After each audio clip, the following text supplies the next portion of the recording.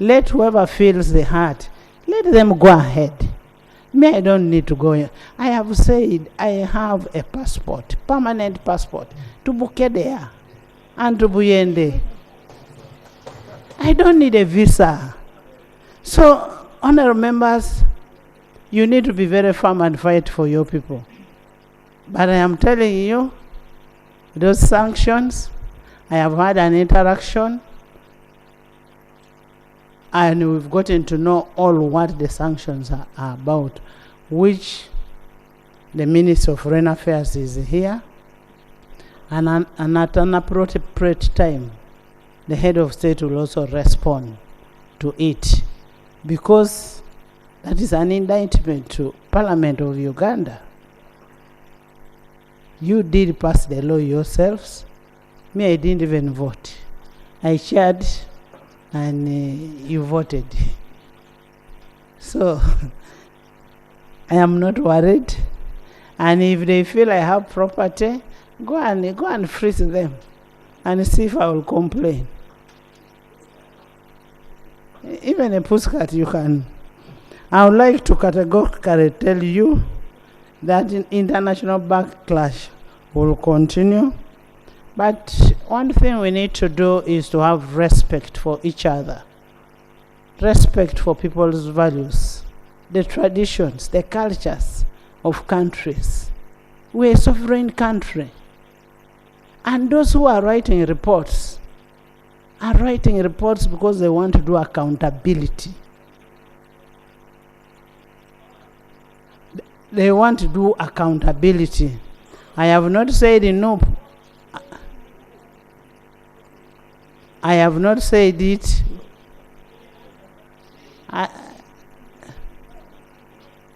She did not.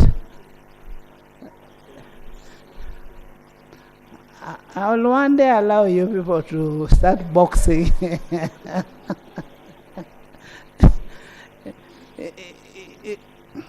Honorable members,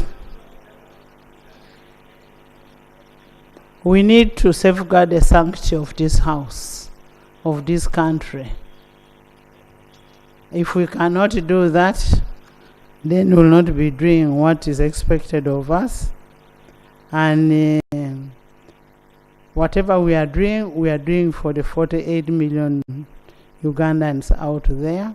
And in a special note, I really want to thank Parliament of Uganda for passing that law.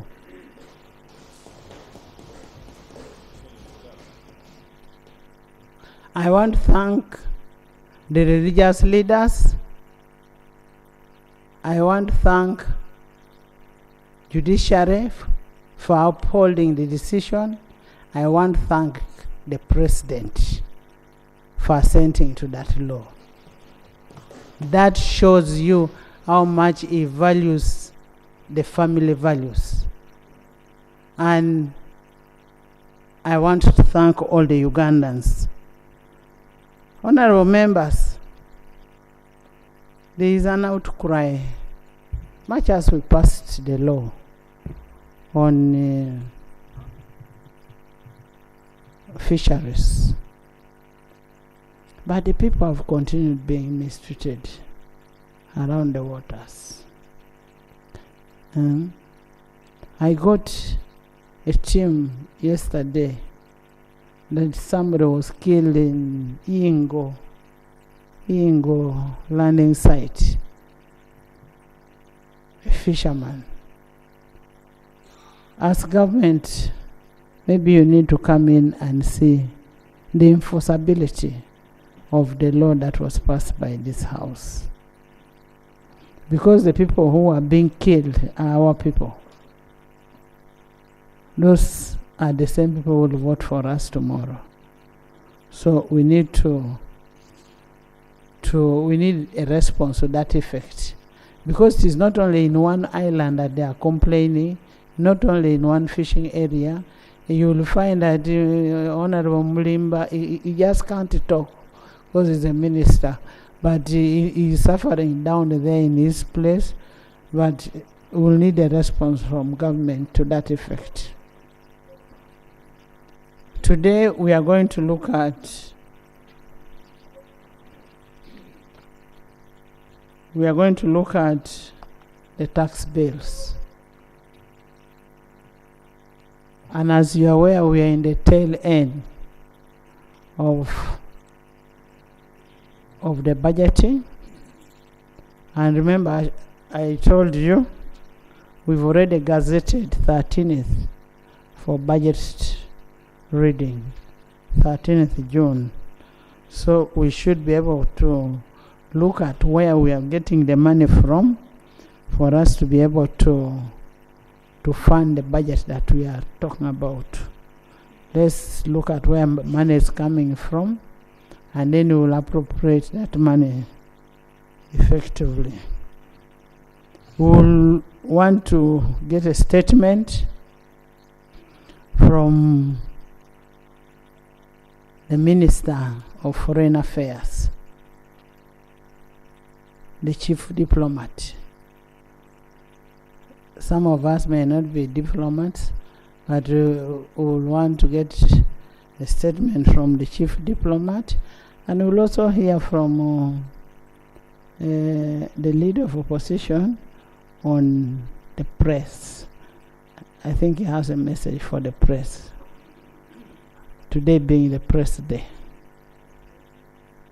Yes, Honorable Call.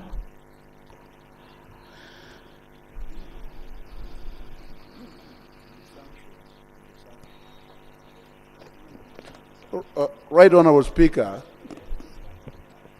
on your communication, especially on the sanction, I remember I was in my constituency and I got a call from the press, especially New Vision, asking me about it.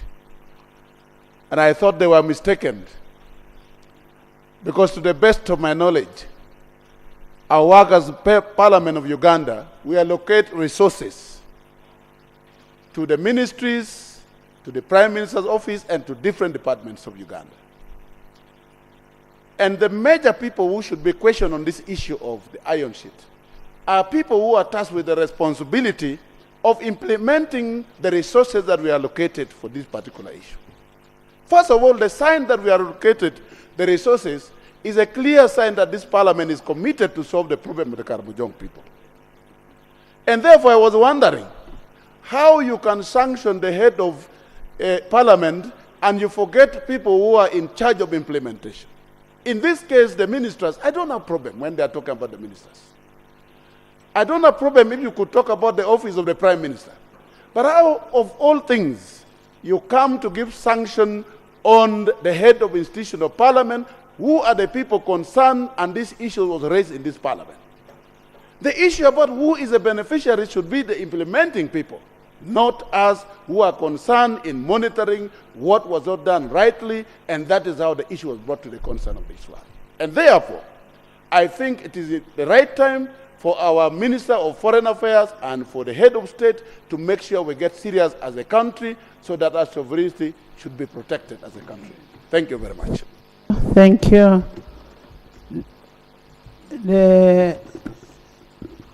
The sovereignty of this country is very important.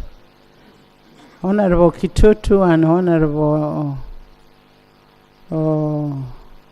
Nanduta in court, but the principle of presumption of innocence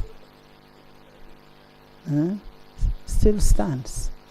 Yes, the mover. Yes, Right Honourable Speaker, I want to thank you.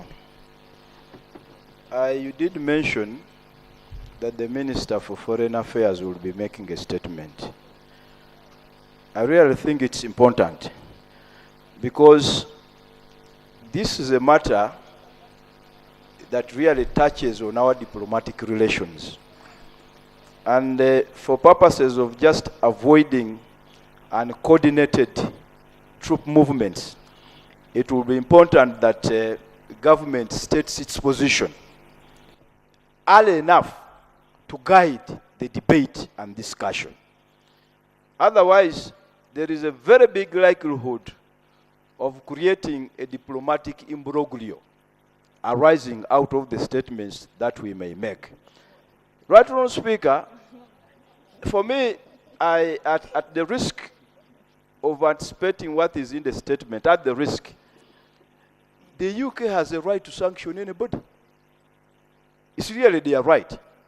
And I don't think anybody should be concerned or bothered. Let them sanction whoever they want. It is really their sovereign right. But what should also happen is that they should respect the sovereign right of other countries. Because you see, you run a risk. You run a risk. I am on procedure. You run a risk. You run a risk, Right Honourable Speaker. We run a risk. We run a risk of undermining each other. So, Right Honourable Speaker, the procedural issue I raise is whether it is not procedurally right for the Minister of Foreign Affairs to first adumbrate the position of government before this matter is debated. Thank you.